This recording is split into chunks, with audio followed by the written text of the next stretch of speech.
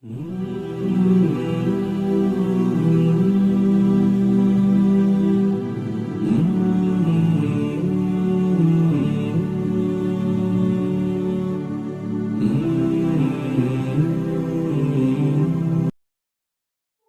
the age of 60, he never put his forehead on the ground, never made a sajda. He was born into a Muslim family, in a Muslim country.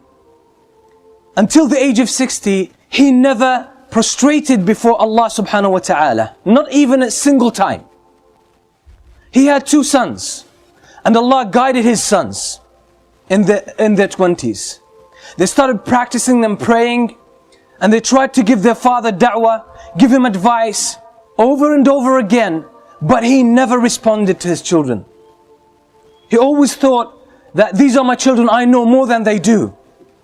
So he never dealt or handled his pride in order to listen to his sons.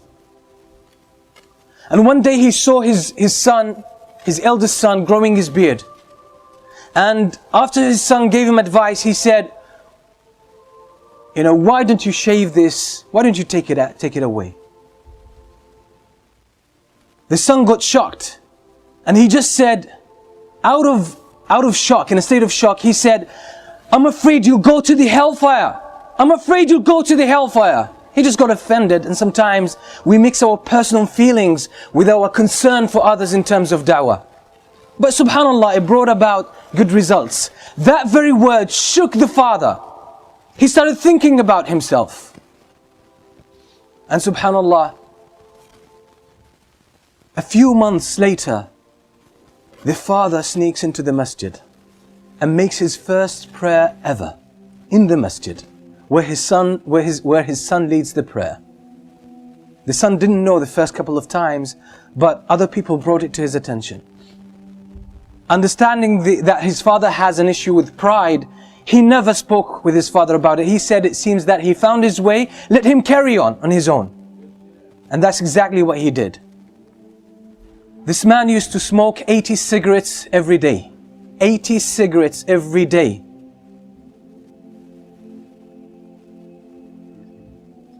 And one day, he decided, I want to give up smoking. And that was after listening to many classes delivered by his own son. He used to hide behind one of the poles in the masjid and listen to his son speaking. Listen to his son preaching, and he got impressed.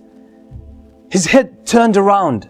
His view of life, his outlook on life started changing. He realized, he thought he had a life.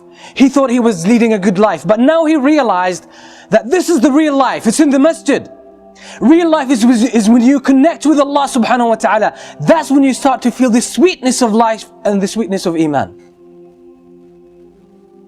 So he started listening to the talks of his son secretly, and even buying some of his tapes and listening to them at home. And ultimately in one day, for those who can't give up any kind of addiction, they're stuck with some kind of addiction, cigarettes, alcohol, even any other thing. Sometimes sins could be very addictive. Being unable to lower your gaze, watching nasty things on the internet and on TV, that's a form of addiction, and people can't break from it. Sometimes it's worse than smoking. This father one day decided to give up smoking. In one day, he gave up smoking. He didn't reduce the number of cigarettes he would smoke every day. He just gave up. He decided. He said, enough is enough. I'm not going to have this anymore. And he gave up smoking from 80 cigarettes a day to 0.